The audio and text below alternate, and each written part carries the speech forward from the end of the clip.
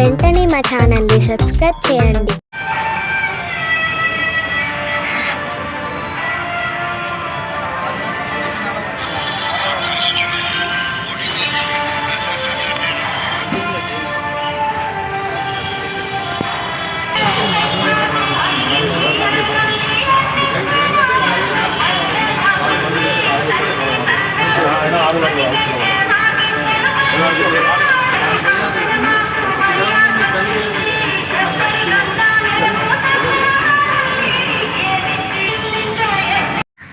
రాష్ట్ర జాతీయ కాంగ్రెస్ పార్టీ తరఫున నందిగామ అసెంబ్లీ నియోజకవర్గం ఎస్సీ రిజర్వ్డ్ అయినందున మరి కాంగ్రెస్ పార్టీ నా మీద ఎంతో నమ్మకంతో నాకు అధికారం ఇవ్వడంతో మరి నందిగామ ఎన్నికల రిటర్నింగ్ అధికారి గారికి 2 సెక్షన్ల నామినేషన్ పత్రాలు దాఖలు చేయడం జరిగింది.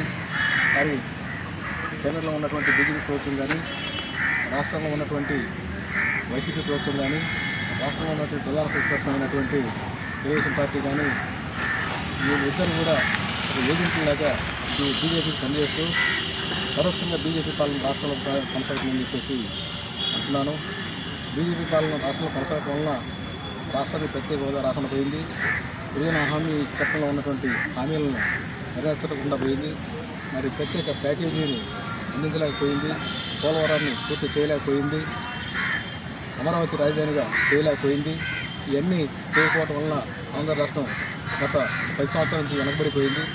అదే కేంద్రంలో రాష్ట్రంలో కాంగ్రెస్ పార్టీ అధికారులకు వస్తే రాష్ట్రానికి ప్రత్యేక హోదా, పోలవరం పూర్తి చేయడం, అమరావతికి రాజధానిగా నిర్ణయించడం, విశాఖ ఉక్కు ప్రైవేటీకరణ నుంచి అడ్డుకోవడం వంటి కార్యక్రమాలు చేస్తుందని చెప్పేసి, అదేవిధంగా మన నందిగామ నియోజకవర్గాన్ని కూడా మరి ముందు రోజుల్లో ప్రతి గ్రామాన్ని కూడా పట్టణానికి ధీటుగా అభివృద్ధి చేస్తామని కాంగ్రెస్ పార్టీ తరఫున గెలిస్తే మరి గతంలో తెలుగుదేశం పార్టీకి అవకాశం ఇచ్చారు.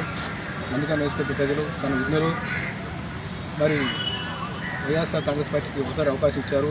మరి అదేవిధంగా కాంగ్రెస్ పార్టీకి అవకాశం ఇస్తే ఒకసారి మరి ఈ నియోజకవర్గాన్ని జిల్లాలోనే కాకుండా రాష్ట్రంలోనే ఆదర్శ నియోజకవర్గాన్ని తీర్చిదిద్దామని చెప్పేసి సెలవు తీసుకుంటున్నాను. జై కాంగ్రెస్, జై జై కాంగ్రెస్.